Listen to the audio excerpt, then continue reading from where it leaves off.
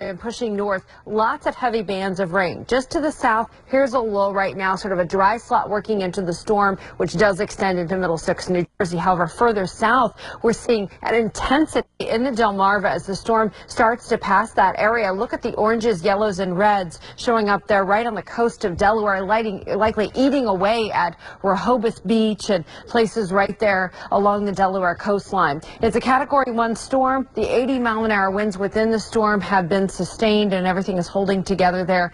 North-northeast traveling at 16 miles an hour. It's picked up a little speed, but primarily this is a pretty slow storm. The pressure inside the storm is 954 millibars, and what that translates for all of us is to know that's a very low pressure system for a hurricane, and it's more reflective of what would be in a Category 3 storm, even though Irene is just, with its wind speeds, categorized as just a 1. Hurricane warnings do remain in place. Also, tropical storm warnings are further inland, and we're seeing problems all the way back to the Passaic area. Also, Bergen County, some trees down in that area. So, super saturated soil combined with the tropical storm force winds. We're looking at widespread damage with a lot of wind problems. There's a tornado watch in effect for all areas in yellow through 5 a.m. What happens is as the storm comes inland, not only is it producing the flooding and the wind problems, but there's the possibility of rotation within the thunderstorms. So tornadoes can be produced, and this particular hurricane does have a history as the storm comes inland to produce hurricanes. It happened last night in time. So the future wind gusts, the yellows, that's a 100-mile-an-hour wind.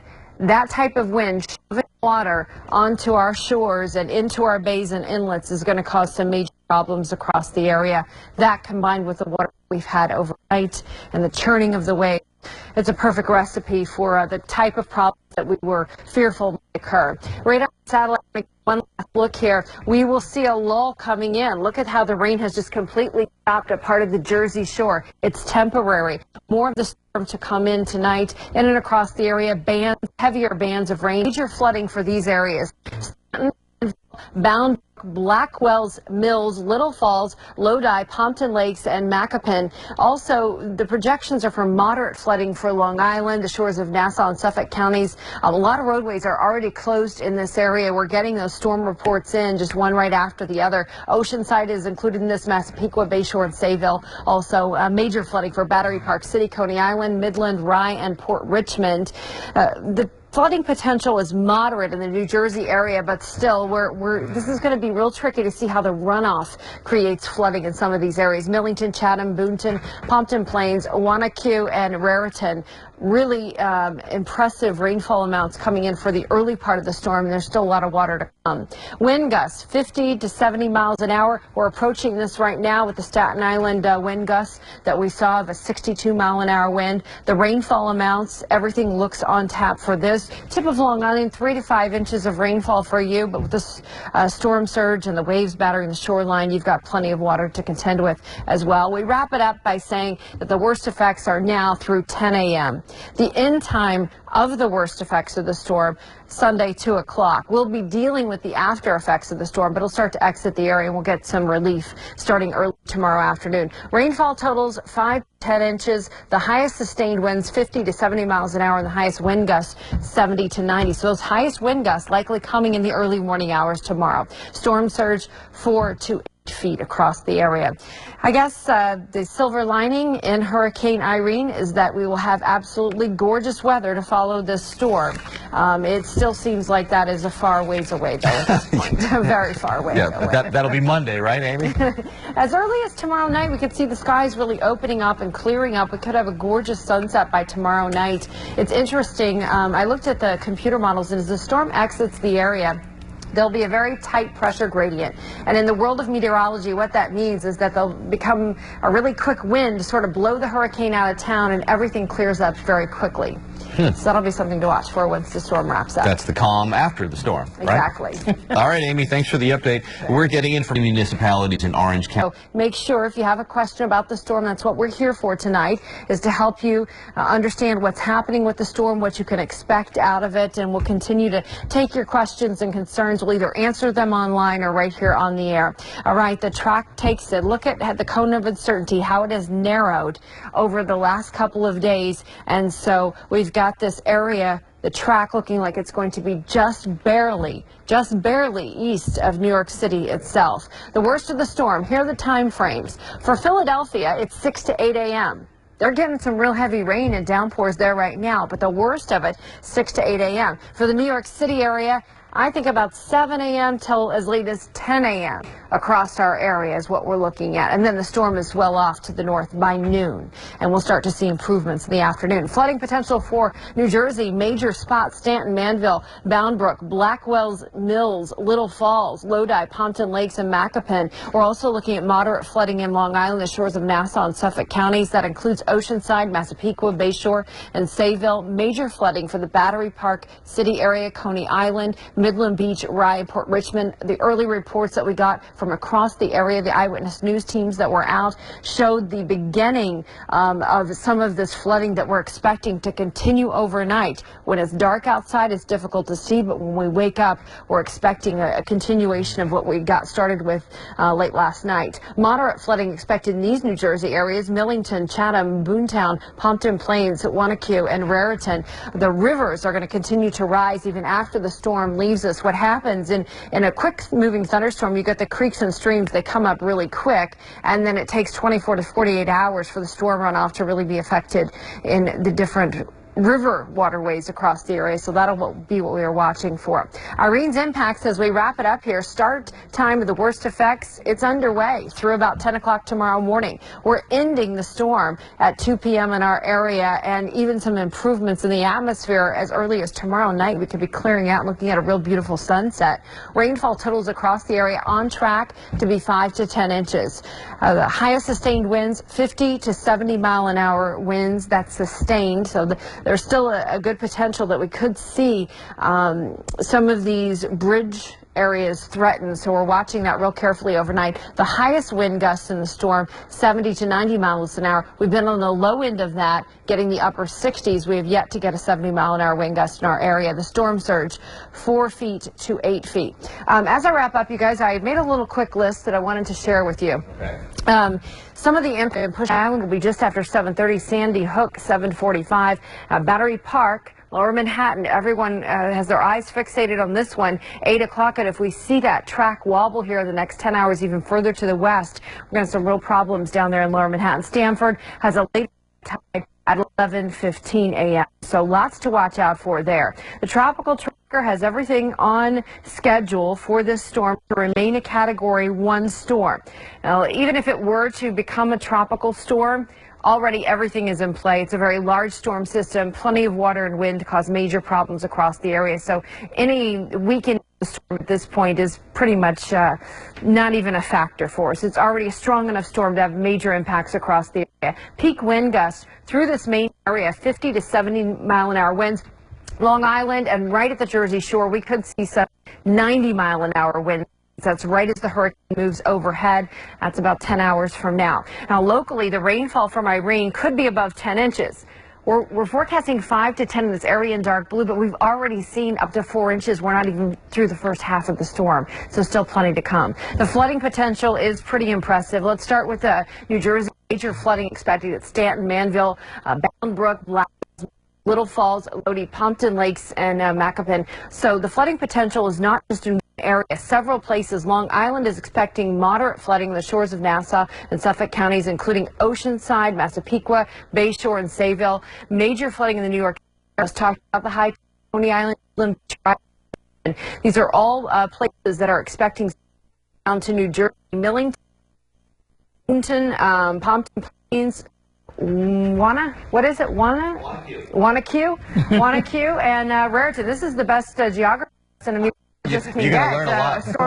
We've got storm effects across the board. I'll leave you guys with this. The start time of the worst effects is underway right now. The ending of all of this will be Sunday afternoon. The rainfall totals 5 to 10 inches across the area. High sustained winds 50 to 70 mile an hour, but we could get gusts up to 90 miles an hour. And that's really what can create the airborne projectile situations that we're really concerned about in and around the city areas. It also creates major beach erosion. Storm surges 4 to 8 feet. In some cases, we'll see it more than this.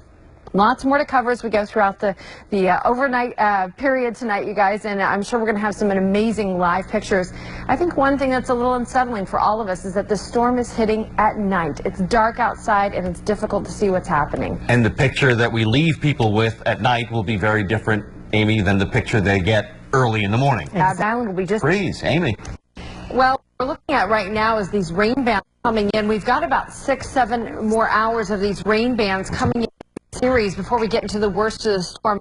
We consider the worst of the storm is the heaviest rain, the strongest wind, and the brunt of the storm surge. So we've got some time ahead of us. You can see there's plenty of storm to go. There will be lulls in the storm, times when it quiets down and you might think, oh, it's over with.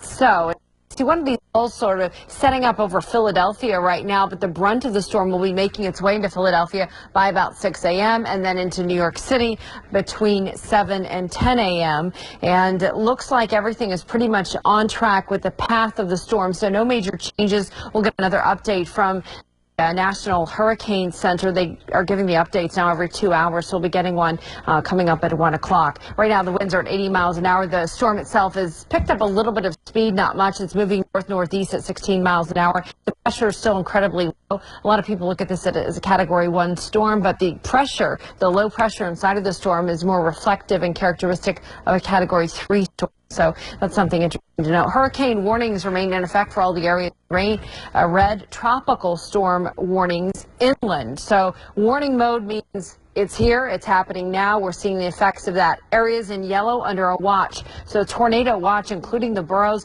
through 5 a.m., extending all across the tri-state area. Major flooding underway in many spots, and we're starting to see a lot of roads flooded out. So start with a minor to moderate, and then it becomes more major as it becomes more widespread. And then this will just be a short-term effect of Hurricane Irene, but it will continue as the storm runs off, meaning that we'll see rivers start to flood in the next 24 to 48 hours.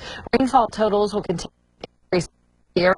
Just getting some of the latest numbers, we're anywhere between 1 to 4 inches of rain across the area. And there'll be pockets of heavy rain that develops at times. Storm reports that we've been tracking in around the area come into our computers real time. This is the latest one coming in from Kew Gardens, a road closed there due to flooding Van Wyck and Garden Central parkways. A combination of water coming into the roadway. We've also seen trees come down. Southern State Parkway is one of the report at 12:07. Trees will come onto the roadway. They become impassable that way as well. Storm reports come in.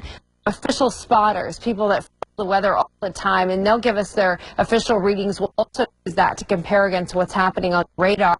And right now the projections are for 5 to 10 inches of rainfall, and the early bands of the storm producing about 3 to 4 inches keep us on track for those projections. The wind gusts right now approaching 30-mile-an-hour winds for Central Park and Brooklyn, LaGuardia, 46-mile-an-hour wind. JFK reporting a 51-mile-an-hour wind. We'll continue to monitor these wind speeds, and these are the gusts. We're going to have to look at sustained winds too, because the sustained winds are the thresholds for closing down the bridges. So we'll be watching those very carefully as well. Belmar, 46-mile-an-hour wind gusts. You can see some of the other numbers will start to increase. These are tropical storm force winds. The hurricane force winds will, of course, be above the 74-mile-an-hour mark. The storm surge, what that is the water being shoved inlet, shoved onshore very quickly. And it looks like the peak time for the storm surge is going to occur right at the brunt of the storm. That's early tomorrow morning. Well, the tides that we've been looking at and the places that are really key areas, Fire Island just after 7 a.m., Seabright after 7 a.m., Coney Island at 7:38, Sandy Hook 7:42, Battery Park City at 8:07, Stamford is at 11:13, but this could put us at a 5 to 10 foot storm surge. So this will be a real critical time period for the city to be able to evaluate how serious the storm has become. Forecasted wind gusts, this is interesting to watch too. Once we get into that 7 to 10 mile an hour wind, the winds are being shoved on shore. They're being put with the greatest amount of force right into those inlets. Yellows indicating that we could see some 90-mile-an-hour winds behind that shoving as the storm continues to move off to the north and the east of us. All of the winds are out of here by about noon, 2 o'clock tomorrow afternoon. AccuWeather and the radar combination of radar and satellite. Let's get into the storms. I want to check out a couple different areas. This is interesting to watch if you're with us tonight. The oranges and yellows and reds, these are the heaviest pockets of rain. So Middletown, you're about ready to get some rain come through. Danbury, very hard showers about to approach your area. On Long Island right now over Plainview and extending all the way out to the tip of the island, we've got some heavy showers in the area. New York City, we've had several bands come and go, and the interesting thing, just peeking outside our studios here on Columbus Avenue at 67th, we're seeing some of the rain sort of start to slant. It comes down sideways because it's a wind-driven rain. Notice south of New York, we'll start to see these lighter shades coming up. That's the lull I'm talking about that extends from Philadelphia out to Toms River, the blue indicating some lighter rainfall. But in those lulls, when the rain starts to let up, a lot of times the wind will pick up inside the storm. So that's what's happening there on the radar with that. Everything, as far as we can tell, staying on track for a Category 1 landfall. We'll get the latest coming up any minute from the National Hurricane Center, and this will give us an indication of the strength and intensity remaining intact for the storm. Worst of it, here's the timing.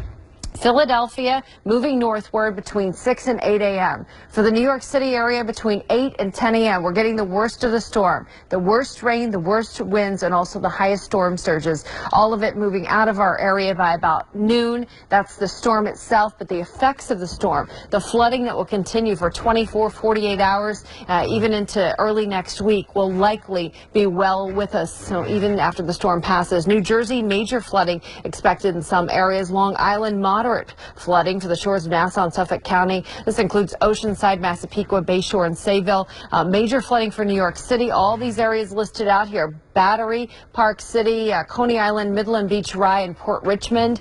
Also, moderate flooding for some of the inland areas of New Jersey. We're watching all of these areas put together because the runoff of the storm is going to be an issue. It's not just the rainfall. So we might get a spot that gets 10 inches of rain, but if that's at the Jersey Shore, their sandy soils can handle that runoff a lot better. If we get 10 inches up near the river basin or Ramapo, if we get a lot of rain in those areas, then the runoff will easily create some major flooding in those areas. So peak wind gusts are 50 to 70 miles an hour. The locally, we could get some pockets of 10 to 12 inches of rainfall. But right now, all of these numbers look really on target for the amount of rain that we've seen thus far in the storm and what we have yet to go. Let's wrap it all up. The start time for the worst of the effects right now through 10 a.m. tomorrow morning for New York City. The end time about 2 o'clock tomorrow afternoon. The storm has started pushing off to the northeast of us. The rainfall totals 5 to 10 inches. The high sustained winds,